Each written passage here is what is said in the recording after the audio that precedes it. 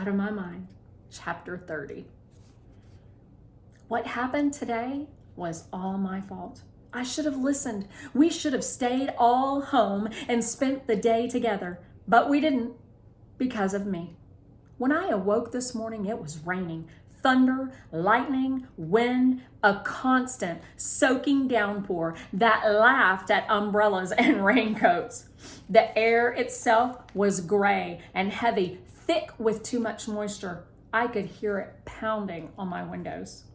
Dad came into my room and sat down in our old reading chair. He held his wrist carefully. Mom had put his arm in a sling. "Messy day out there," he said. I nodded. "Your team got beat in one of the last rounds in DC last night," he told me. "They got 9th place, a little bitty trophy." But they weren't my team anymore. I tried to pretend like I didn't care. I blinked real hard and faced the wall. "I wish I could fix this for you, Melody," Dad said quietly as he headed out of my room. That made the tears fall for real. At first, I didn't want to go to school. I'd been excused because I was supposed to be in Washington, and if I went in, I'd have to sit all day in room H5 with Willie and Maria and Freddie. It seemed pointless. But as I thought about it, I changed my mind. I felt the sorry for myself shift to mad again, and the mad made me decide that I was not going to sit at home like a kicked around puppy. I was going to show up and let everybody know they didn't beat me. Mom leaned on my door just then and said, "You want to stay home today? No one will blame you." I shook my head forcefully. "No, no, no." I kicked the covers off my feet. She sighed, Okay, but the weather is ugly, and I woke up with a migraine. Plus, Penny is sick, and Butterscotch threw up on the carpet. I had to put her in the basement. She got me bathed and dressed and took me downstairs. Usually, Dad carries me up and down the steps, but with his arm out of commission, Mom just grunted, lifted me, and did it herself. She eased me into my manual chair. My electric chair and lightning storms don't mix well. Hooked up my old plexiglass talking board, ditto for Elvira, then sat down to catch her breath. "Looks like we're going to have one stormy day, honey," she said as she glanced over at the wet mess outside the window. As she ran a brush through my hair, she whispered, "I'm so sorry, my Melody. So sorry about everything." I reached up and touched her hand. The rain continued to fall. It's kind of like the weather is tied in with her feelings, right? Like the clouds are actually crying for Melody too. She fixed me breakfast, scrambled eggs and cream of wheat, and fed me one spoonful at a time. She kept placing her palm against her forehead. She was unusually quiet. I wondered if she was thinking about how many times she had fed me, how many more times she'd have to do it. Wearing a floppy yellow hat and yellow duck-footed sleepers, Penny wandered into the kitchen, coughing and sneezing. Mom stopped feeding me, found a Kleenex, and wiped Penny's nose. She hated that, of course, so she screamed like she was being tortured by enemy spies. Normally, Mom makes a game out of it and wipes Doodle's nose as well to make Penny tolerate it better, but I guess she didn't feel up to it this time. Then the phone rang. Mom answered, a spoon in one hand, the dirty Kleenex in the other. "Hello? You what? You need me to come in? But I'm off today. I'm supposed to be in Washington." She paused. Long story. I cringed. Penny continued to howl. She ought to put Penny in the basement with the dog, I thought, frowning. Butterscotch scratched furiously at the basement door. "Penny, please," Mom cried out, cupping her hand over the phone. "I can't hear." Penny quieted a little, but only because she had squatted down on the floor and put both hands in Butterscotch's water bowl, sloshing water all over the floor. Mom listened for a minute and then said into the phone, "How bad is the accident? Lots of injuries?" "Okay, I understand. I'll be there, but I'll have to wait until I get my daughter on the school bus." She hung up the phone and sighed, squeezing the tissue into her fist. "I've got to go into the hospital, Chuck," she called out to Dad. "Big pileup on the freeway. Are you dressed and ready?"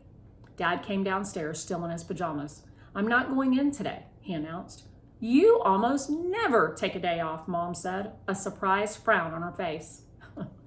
My wrist is aching, the weather is awful, and Penny has a cold, he explained. Why don't you just stay home with me today? He said to me.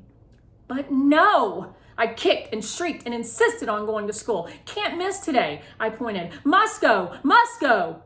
Mom just put her head in her hands once more. Get Penny out of the dog's dish, was all she finally said. Dad ripped a bunch of paper towels from the roll, cleaned up Penny's mess, and wiped her nose with a wet paper towel. That started her screaming again. Her screech became a shriek. That's when she reached up and knocked over the cup of orange juice on my tray. My clean blouse was a soppy mess. She did that on purpose, I thought angrily. Mom simply shrugged her shoulders and yanked off my shirt in one swift motion. She told Dad, Melody is determined to show up at school. Why, I do not know, but she may as well go. I couldn't explain to them that I wanted to see Catherine. Somehow, I felt like she'd talk to me and make me feel better. She's a college kid. She would know what to say. Besides, I had to give her that card today. It took Mom several minutes to find a new shirt for me until she remembered all the clean clothes in my suitcase. When she rolled that red suitcase into the kitchen, I looked at her and then looked away. I refused to cry anymore. For some reason, the bus came early that morning. I'd just gotten my clean shirt on, my book bag still needed to be packed with my lunch and Catherine's card, and I had to go to the bathroom. Even over the noise of all the rain and thunder, the honk of the bus horn blared loudly. It always sounded like a goose in pain. I heard Dad open the front door to wave the driver on. He yelled, "Don't wait, Gus. She's not ready." The driver, a sandy-haired guy who's been on this route for a couple of years, beeped once more and then rumbled on. Gus is really cool, and he often waits a few minutes as parents hustle to get their children out of their houses. It just takes us longer sometimes to get it together in the morning. Melody, baby, why don't you just stay home with Dad and Penny today, please? Mom asked as she lifted me off the toilet. It's such an icky day. I kicked and cried out again, shaking my head. No, no, no. I didn't know why it was so important, but I knew I had to show up. Maybe I wanted to let everybody know what the team had done to me. I wasn't really sure. I only knew that I had to go to school. Mom sighed and pulled up my jeans. When I got back in my chair, I pointed to thanks and Mom. She just shook her head and stuffed my lunch into my book bag. The rain didn't seem to be letting up, so Mom took a deep breath and started the process of loading me into the car. When I ride the bus, I simply roll down our ramp, down the driveway, onto the bus lift, and into a specially designed area of the bus that straps my chair into place. But when I ride in the car, it involves a whole process of taking apart and putting together me, my chair, and my stuff. Even with my manual chair, it's a pain. And Dad was no help. With his arm in a sling, he shrugged and tried to look like he was sorry he couldn't come out and lend Mom a hand. I think he was enjoying it a little, and that made Mom even more upset. The rain and wind, if anything, had gotten worse. Mom had draped a huge plastic raincoat over me and my chair and another one over herself, but in seconds the hoods had blown off and our heads were soaked. We headed slowly down the wheelchair ramp, the wind whipping at us and the rain attacking us from all sides. I'm thinking as Mom, I would have said, nope, we're not going to school today. Oh, I thought it was exciting. I'd never seen the sky so dark at 8 in the morning. The thunder and wind made it seem like a scene out of a really good movie. My hair is short and curly, and I think it looks sort of cute when it's wet. Good thing. Mom hates it when her hair gets wet. It gets stringy and limp. Same here. I gotta admit, Mom with wet hair should hide in a closet. She opened the car door on the passenger side, and the wind blew it shut. She did it again, this time using me and my chair as a stop. The front seat of the car, of course, was getting soaked. She lifted me into the seat, strapped me in, and began the process of collapsing my chair. Fortunately, most of it is plastic and leather and metal, but I knew it would stay damp all day, even if somebody wiped it off real good when I got to school. Mom placed my chair, along with my old communication board, into the back of the SUV. When she shut the trunk, she slammed it hard. The rain continued to fall. By the time she scooted into the driver's seat, she was a dripping mess and in a terrible mood. "I wish I could go back to bed," she said grumpily as she put the key into the ignition. "My head is killing me. Why did I agree to go to work? I'm supposed to be off today with you in Washington." She sighed heavily. I kicked my legs in response, but only a little.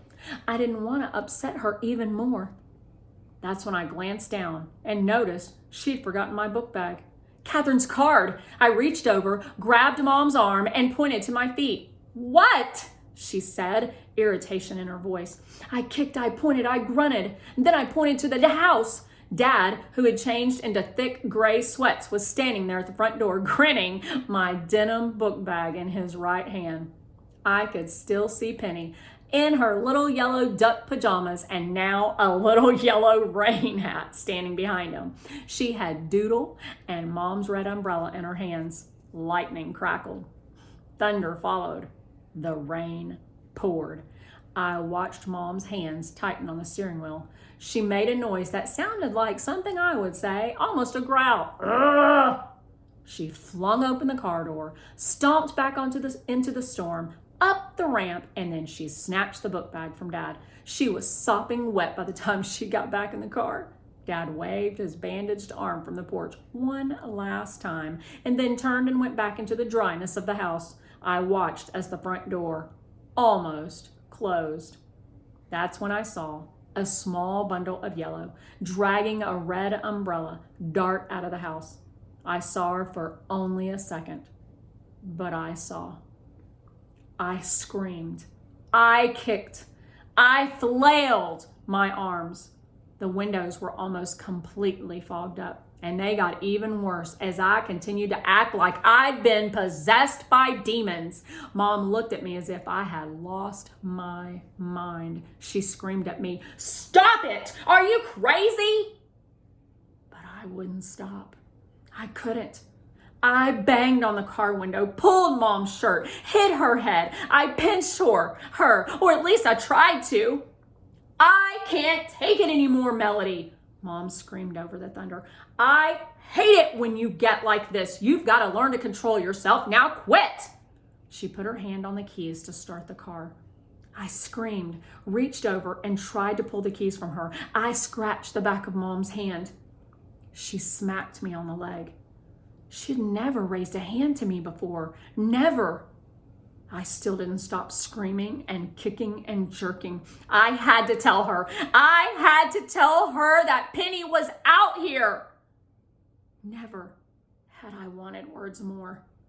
I was going out of my mind.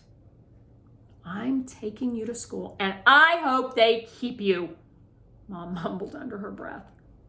Angrily, she turned on the car. A rush of air started to clear the windows. The windshield wipers rocked at their fastest speed. I cried. Huge, sobbing tears. I grabbed at Mom's arms once more, but all she did was shake my arm away. I could tell she felt like hitting me again, but she didn't. Her lips were tight. She looked out the rearview mirror. She put the car into reverse. I shrieked, I screeched, I yelled. The rain poured, the thunder roared. Slowly, the big car rolled backward. I felt the soft thud. I became deadly silent. Mom stopped, turning her head slowly to the left. And then she turned slowly to the right, almost as if in slow motion, as she saw Dad come running out of the house, a look of stark alarm on his face. "Penny!" I heard him yell. "Where's Penny?" Mom rolled the window down on my side. Rain poured in onto me, but I didn't care. "What do you mean? She's with you." Mom's voice was low, but sounded frantic and very, very scared. She got out of the car. She looked down. She screamed for a long, long time. Her screams were louder than the police sirens that eventually came shrieking around our corner, louder than the fire truck and ambulance sirens that followed them. louder than my silent cries. I sat there for what seemed like hours, basically forgotten, strapped in the front seat of the car as the rain poured in my open window. I ached with fear.